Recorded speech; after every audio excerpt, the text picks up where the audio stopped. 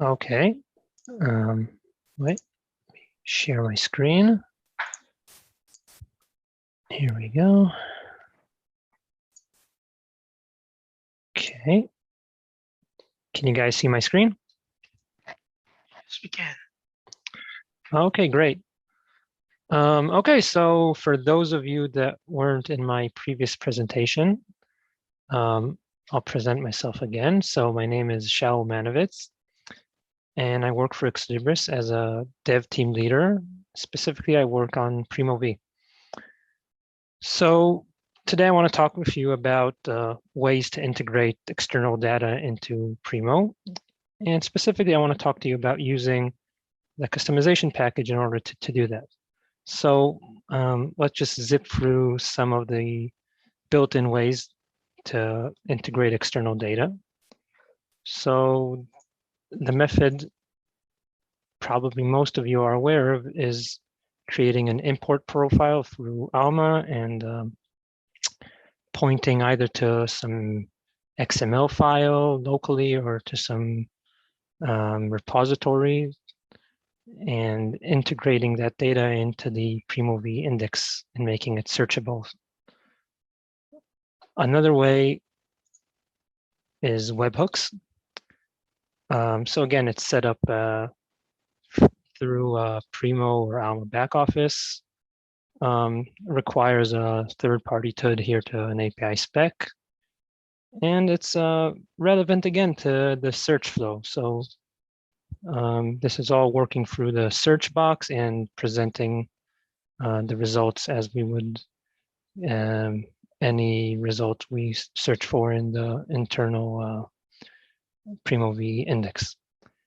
So I put a link to the documentation here, and I remember Stefan Norum gave a presentation about implementing webhooks in the previous IGLO, so you guys, if anyone wants to check that out, I put the link here.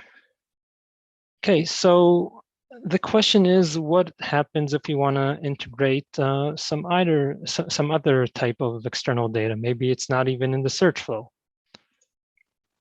So what if you want to go outside the box of the built-in mechanisms and do something a little bit different? So turns out you can call almost any API directly through the customization package. And recently I implemented such a customization. I integrated the archive it open API as a widget for Primo and Primo V. So I have it here in GitHub. Let me just bring it up. Can you guys see my screen? Yes, yeah. we can. Okay, great. Okay, so funny thing about this this widget, it was actually created originally for the legacy Primo UI. So I found the old GitHub, which explains how to implement this in the legacy UI. But here is the new GitHub, which explains how to integrate this via the customization package. And let me just jump back to the slides. Okay, so I'll go over the code a little bit and give some technical pointers of what you need to look out for when doing this sort of thing. So let me open up the code.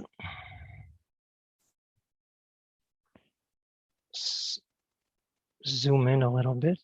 Hopefully you guys can, it's not too small for you.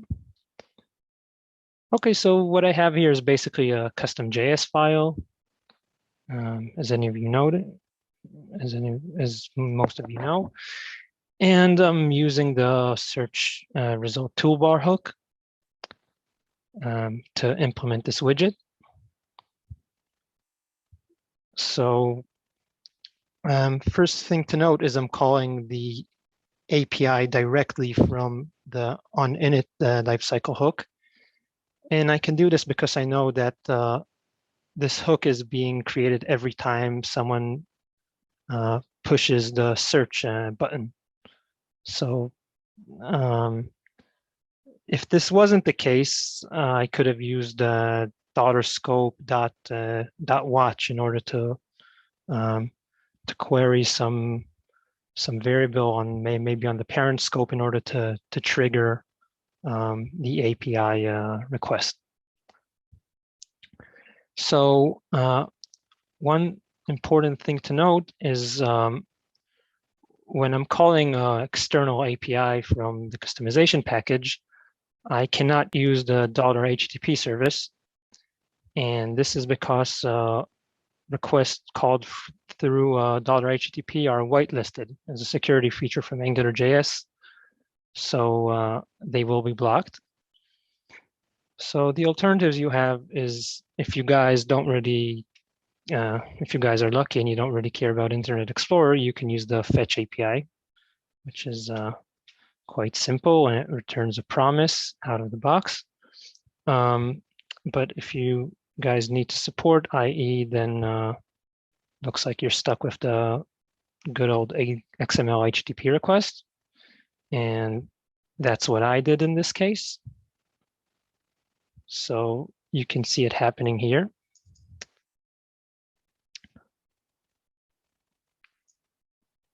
Yeah, and hopefully soon none of us will have to support Internet Explorer.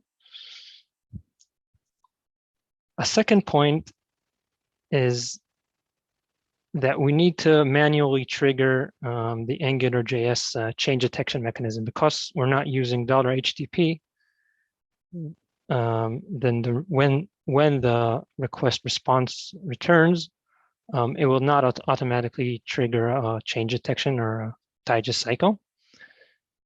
And two ways I found of getting around this is one is wrapping the callback with a $Q promise. That's the AngularJS promise factory service, you could call it. And another way is triggering a digest cycle manually by using $scope.$apply. So I chose the first option in this case. And you can see here I'm wrapping the entire XML HTTP request with a $Q promise. So that way, once the promise is resolved, AngularJS will automatically trigger a change detection cycle.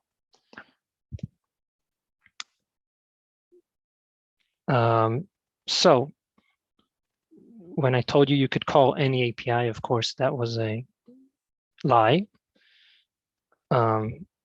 One reason is because of cores. If any of you had the pleasure of dealing with these sort of problems. So basically, we are dependent on the server side cores policy, which means if I'm calling from one domain to another domain, most of the times it will be blocked unless the server decides to open this API to all domains or to specific domains.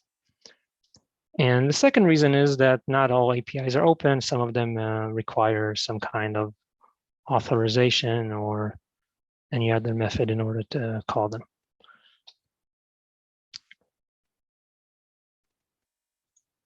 So thank you. And if anyone has any questions, I'd like to take them now.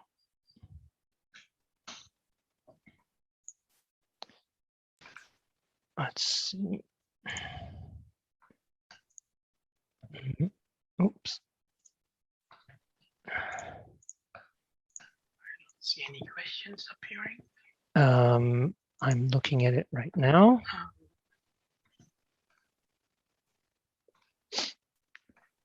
Here, why not use $SCE delegate provider resource URL a whitelist in Angular config, then $HTTP can be used.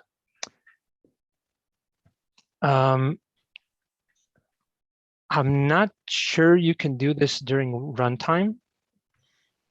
I think this has to be set during the Angular bootstrap process, but yeah, by all means, okay. By all means, then if Ulrich says he used a resource URL whitelist for the $SC dedicate provider, then yeah, by all means, you could do that. Yeah, in this case, I decided to go outside of Angular and do it that way because I was not aware you could actually change the whitelist during runtime. But yeah. I think it uses the HTTP provider somewhere in there to Angular.config. Yeah, I think I tried to play around with this and I didn't have luck, but yeah, Ulrich, if you can share with everyone how this can be done via the customization package, then yeah.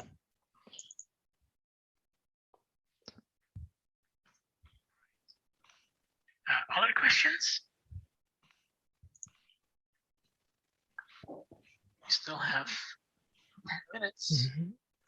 It doesn't have to be about this presentation. We have shown now, so you can ask other questions. Yeah, if you guys have any questions about my previous presentation or this one, or any questions at all. Anything else that has Primo in it, then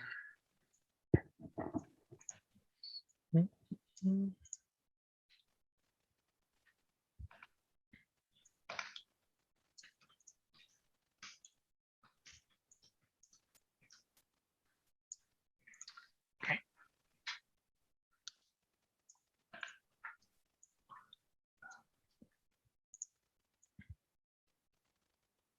So no direct questions.